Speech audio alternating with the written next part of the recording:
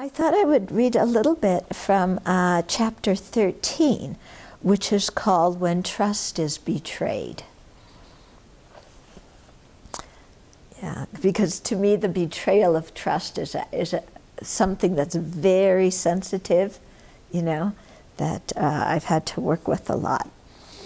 Okay, so the chapter says, the betrayal of trust is a very painful emotional experience which occurs in many kinds of relationships.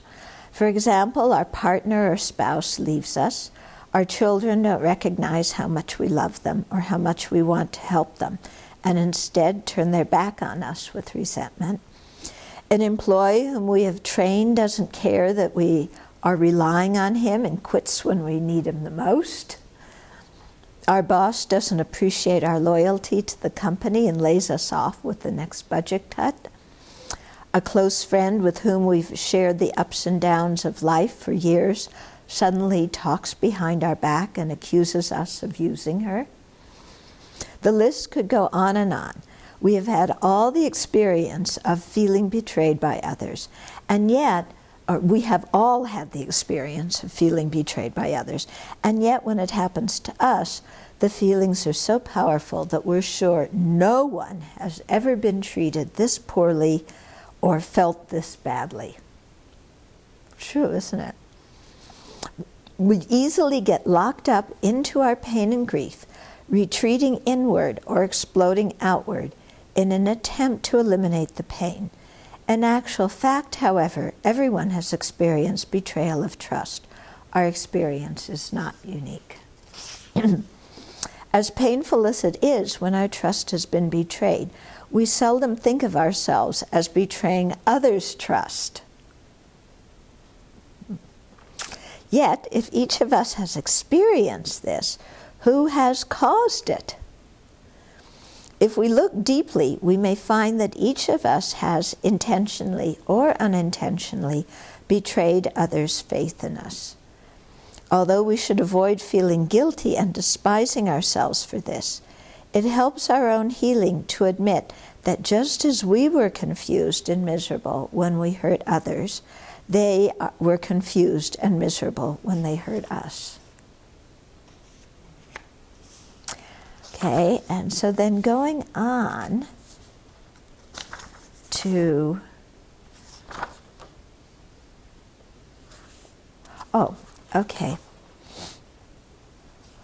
so to some of the antidotes of this. So one is to inspect our unrealistic expectations.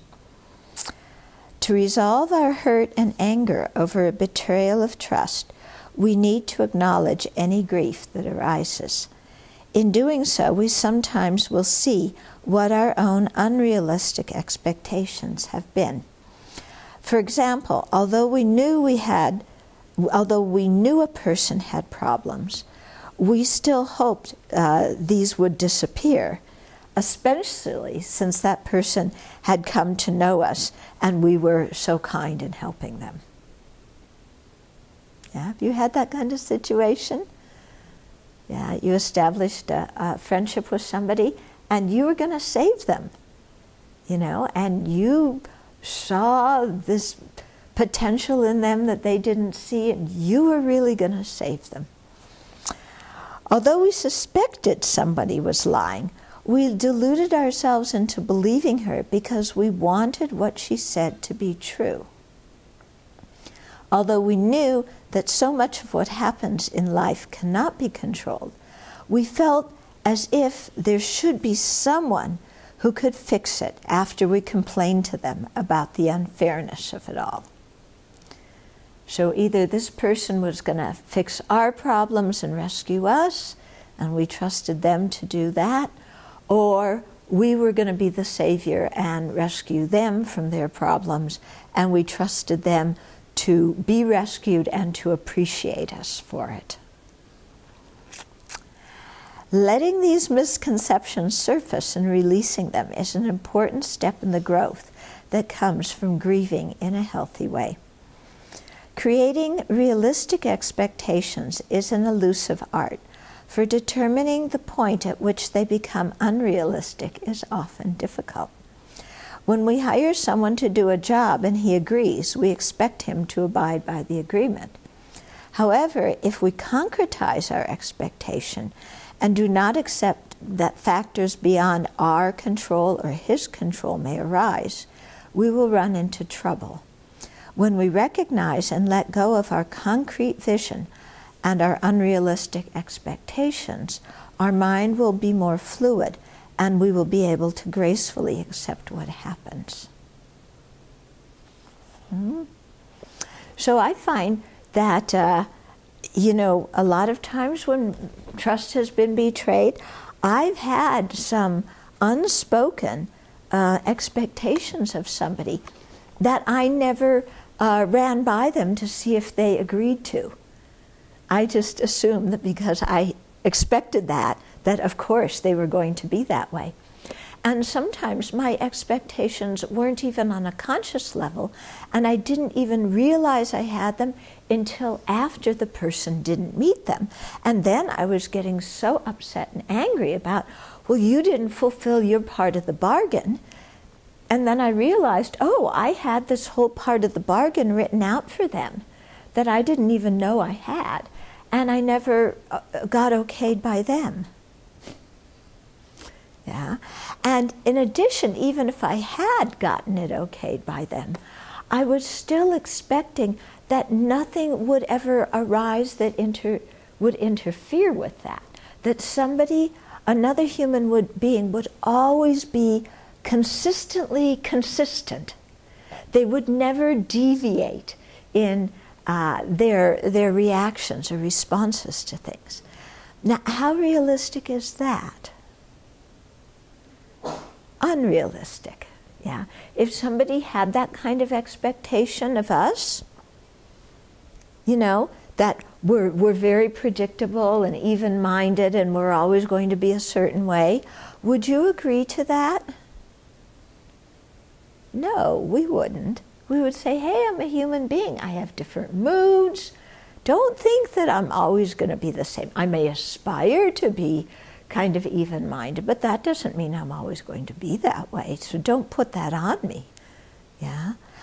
So I have a new little slogan, which is sentient beings do what sentient beings do, which is they act out of their afflictions.